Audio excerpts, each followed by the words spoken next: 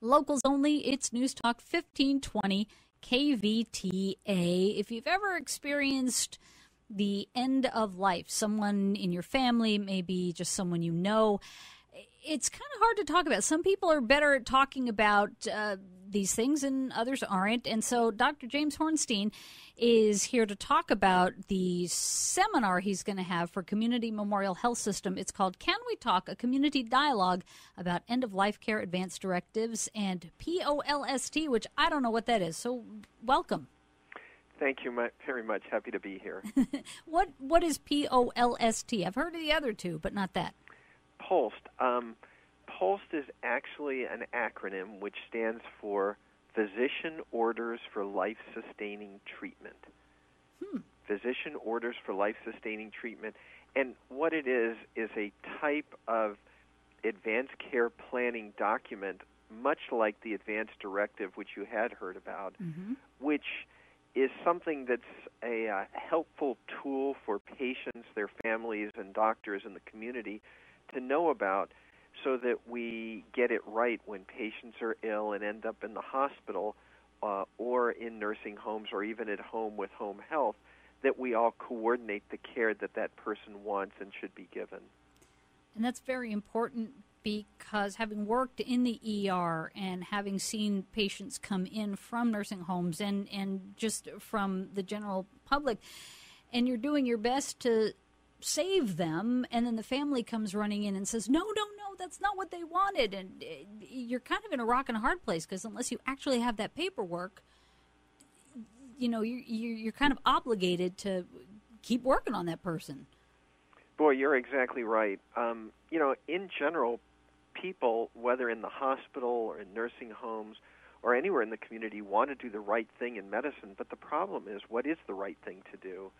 And sometimes it's difficult to know. Certainly it's easier in non-end-of-life care. We cure diseases or provide comfort or relieve suffering or treat symptoms, even prevent diseases. But when you're at the end of life, which is something that will, of course, happen to all of us, our goals change, and our wishes change, and our values change. And those are very specific. Those are very individual for people. And study after study has shown that unless we ask people what they want for their care at the end of life, we have no idea what it is. Doctors don't know what patients want. Family members don't know what patients want. And interestingly, patients change their own views as to what they want depending on all sorts of factors. So it's a very complicated area, and the only way to really help to sort that out is having really thorough and involved conversations with patients and their families and their doctor to really sort through some of the very real choices that we all will be looking at as we face end-of-life care issues. I've got two questions that come off the top of my head. I'm going to ask the hard one first. The hard one is with HIPAA laws, you know, the privacy laws. Can the family member come in and sit down with you and talk about these sorts of things? How does that work? Or is that a whole nother conversation? Oh, that's a great question. No, you know, privacy laws are very important, and they're meant to protect the privacy of individuals and the conversations that occur between patients and individuals and their physicians. But it was never meant as a barrier to prevent patients and their families and their loved ones from having these conversations with doctors and nurses and social workers. So the answer is HIPAA laws always need to be followed, but you simply ask the patient and you say, look, as we talk about these difficult issues, are there people who should be in the room with us? Would you like your spouse in the room, or would you like your friend or your son or your daughter or your attorney or whoever you want? And all of those are allowable provided the patient gives permission. Aha. See, that is the difference. That's the difference. And in fact, patients can invite, you know, as many people as they want in the room. And that's really, you know, I've been involved in end-of-life conversations with people where it's just been me and the patient. I've been involved in conversations as a team where I've worked with excellently trained social workers, nurses, chaplains, psychologists, nutritionists, family members, friends. So it really depends upon that specific issue we're looking at and the respect we give to patients by simply asking, who do you want in the room and who's important to you when we make these very difficult decisions. Now, Dr. Hornstein, when you get the family members in the room, do you find that, I don't want to talk about this. No, you're not dying. No, we're not going to talk about this. Because I used to have those conversations with my parents about 10, 15 years ago, and I would say, well, this is stuff we need to know. Oh, I'm not going to die. I've got a lot of years left. I got a lot of years. You know what? I live across the country. What if something happens? I need to know. And as time has gone by, now that they're in their 70s, they're starting to say, okay, here's the deal. Here's the paperwork. You're this so-and-so is in charge. Do you find people are more receptive nowadays to planning, or is it still kind of taboo? No, you're not going to die. I'm not going to talk about it. Boy, that's another great question.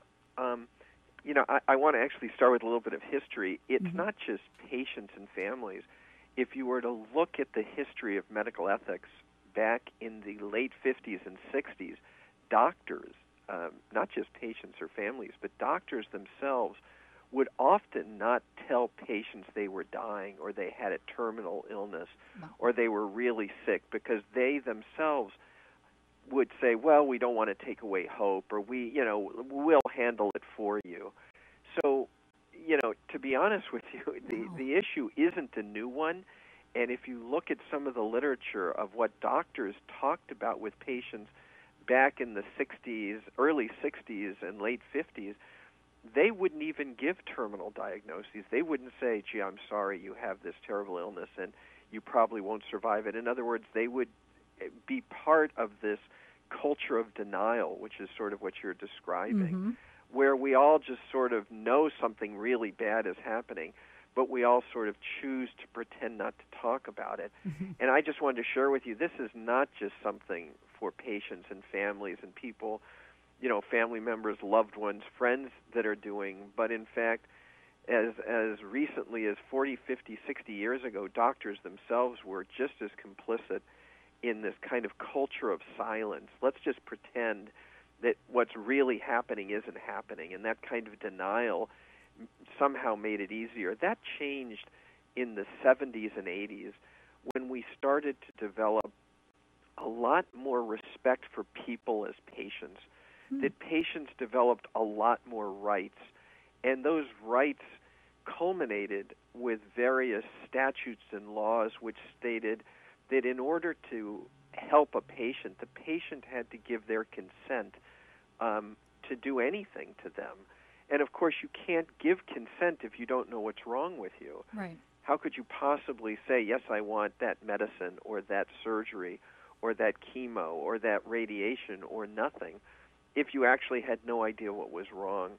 So as I think society has moved from the late 60s to the 70s to just sort of relying on other people making our decisions, really by the middle of the 70s, certainly by the 80s, in order to, in medicine, do anything to a person, we have to give them the information of what's wrong with them and then ask them specifically, do we have your permission to proceed?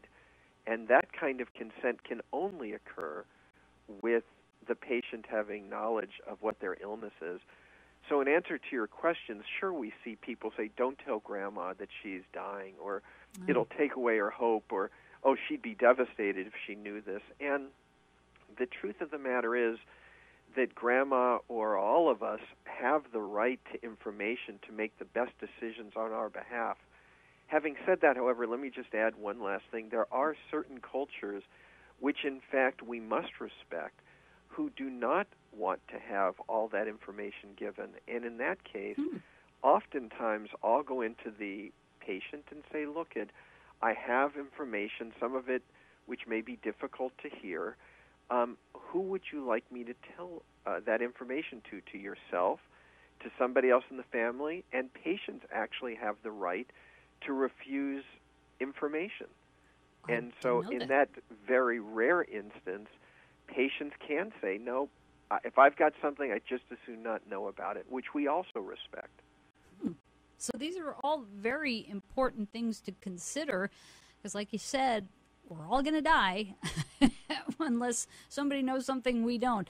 But it's important dialogue to have with your family and with your doctor, too. And hopefully you and I will spark some people to make some calls today to have meetings with their doctors and talk about this. So end-of-life care, advanced directives, and POLST? Yeah, exactly. And I think one of the things as a physician who's been practicing at community hospital and county hospital in the Ventura community for over 25 years, yes, it's true we all are going to die, and that is part of the human condition. But one of the other things that I've realized in working with hundreds of dying patients, that's also a very, very important part of life. That in fact, the end of life, sort of like the end of a book, the last chapter, the last part of a movie, is not something you walk out on just because it's ending. It's in fact has tremendous opportunities for growth, for meaningful relationships, for people, reconnecting or for bearing grudges. And part of what we will be talking about is the end of life is not just a time of managing your dying, but is also a time of really filling in whatever time we have left with really important things to do and things to accomplish. It's a very rich and potentially meaningful part of all of our lives. Agreed. Yes. And I've told my kids, just off the side here, I've told my kids, being in the ER and stuff, that dying, it's a very sacred time when someone passes. It really is. It's not something to be afraid. Yeah, everybody left behind is going to be sad, but it really is it's a special time. It is. It's a special time, and it allows people an opportunity to do certain things, like to tell other people they love them and they'll miss them, and they'll be a part of their memories and they'll be a part of their current life. And really, it's a time where I have personally seen tremendous amounts of growth and connections made, which otherwise, again, in an environment of denial and an environment of let's just not talk about it, it's too painful, you often lose those opportunities, which can be really quite profound and gratifying for the person who's passing away in addition to the people who survive. That's right. Dr. Hornstein, thank you so much. It's Can We Talk, Tuesday, April 17th at the Nichols Auditorium in Community Memorial Hospital. Thank you so much for bringing this out in the open. My pleasure. Thank you for having me. You bet. Have a great day. And I did just get an email as we were wrapping things up from CMH. It seems you guys are hot on the phones and the seminar has sold out. But there are always great seminars at CMH. And, of course, you can get all that info at cmhshealth.org.